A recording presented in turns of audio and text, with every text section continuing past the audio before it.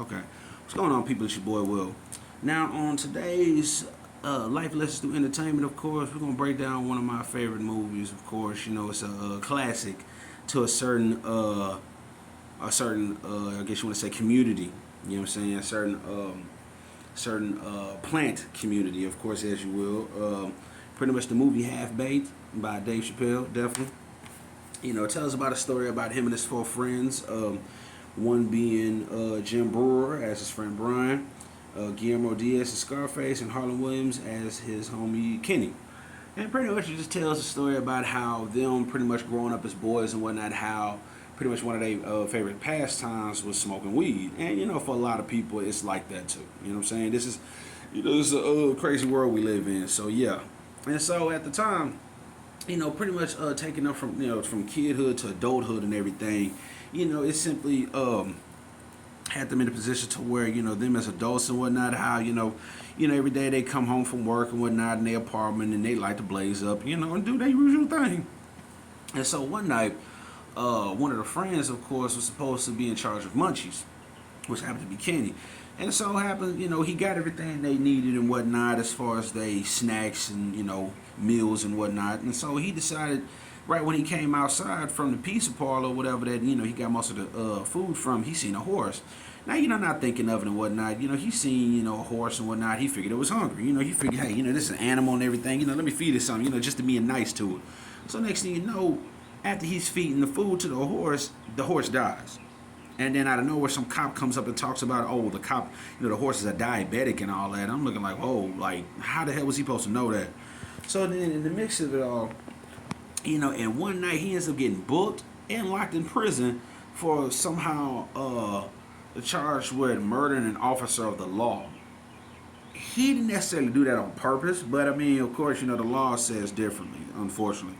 So then after that, the rest of the fellas end up getting a notice that, oh yeah, he didn't come home last night. So, they end up going to go visit him in prison, of course, and yeah, they got to come up with a lot of money and everything just to bail him out.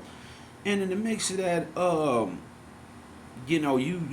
it's crazy how, in that situation, how the government tries to demonize weed when it's like weed doesn't really hurt anybody, but it's like they have their reasons for why they claim it's illegal, but that I don't want to get into all of that. But in the midst of it all, it took a lot for them pretty much just to go out and try to gather the money just to free their friend. And then what's crazy about it is that they actually had to do it through selling weed, and just so coincidentally, they had to do it from Dave Chappelle's character getting the weed from his job, being at a lab, getting trained. The strange thing of Dave Chappelle works as a janitor at this lab, and just one day he just happened to come across this scientist asking him to go pick up some for him, which he didn't even realize until he got to the place. This dude was sitting there freaking out. This dude had a whole free brick of marijuana sitting right in front of him, a whole pound full of marijuana sitting right in front of him. He didn't know what to do. But then what's crazy is that the scientist was actually generous enough to actually go ahead and lend him a little bit, just, for his troubles.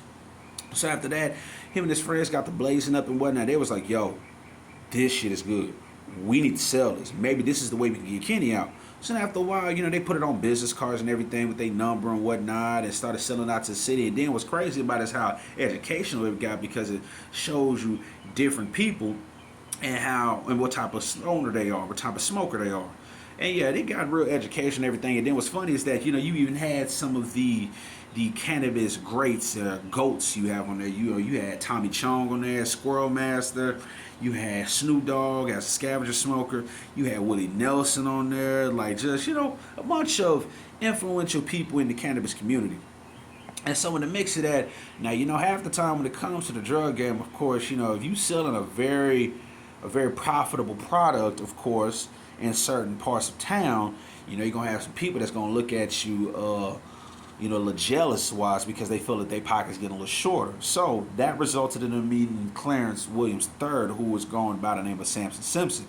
And so at the time, once he found out about them, of course, he decided to try to hit them up and be like, hey, check this out. You know what I'm saying? I don't like what y'all doing. So, of course, y'all owe me money. You know what I'm saying? So in the mix of them trying to get their friend out, they owe this dude now. So it just got into a crazy little, brouhaha, of course. And then not to mention, Thurgood, Dave Chappelle's character, also ended up in a situation where while they were trying to get their friend out, he ended up in a whole new relationship with Rachel True, who went by the coincidental name Mary Jane. Go figure. So, with that being said, you had one end, they got to get their friend Kenny out. Boom, you got another end, they got to worry about this dude Simpson. Then, boom, you got on one end, this could, kind of mess with Thurgood's relationship. And the crazy part about it is that looking at it all, I mean, hey, it took some time. It took some craziness, but I mean, hey, they was able to get him out and everything. Samson ended up going to jail somehow. They didn't have to worry about that. And strangely, Thurgood got to keep his relationship. It was funny, but the life lesson behind all this, I mean, for the folks who've watched the movie, is that, to be honest with you, we sometimes can get you in some crazy positions. It can. It can get you in some messed up positions. But to be honest with you, if you got some friends that's willing to help you out, I'm talking going through hell and high water just to get you out of that crazy position, cherish them, appreciate them, and love them dearly. You know what I'm saying? Real talk. And for the people out there who still don't understand, is that there are a lot of things in this world that we don't fully understand and everything. And considering that cannabis is a herb that was created by God and whatnot, and yet people take it negatively because of what's been shown to them, just like a little bit of everything else in this world. It's like, honestly, know what you're getting into before things get serious in that situation. It's like, don't just take somebody else's mindset on certain things and just decide to make it as gospel. Like, honestly, but like I said, the life lesson is like I said, sometimes we can get you in some messed up positions, and we can be a beautiful thing or a bad thing to certain people, but it comes from the mind. And like I said, if you got friends that's willing to help you out through hell and high water, cherish them, love them, and appreciate them. All right? In the meantime, between time, y'all take it easy. And like, comment, and subscribe, folks. All right? Y'all take it easy. Peace.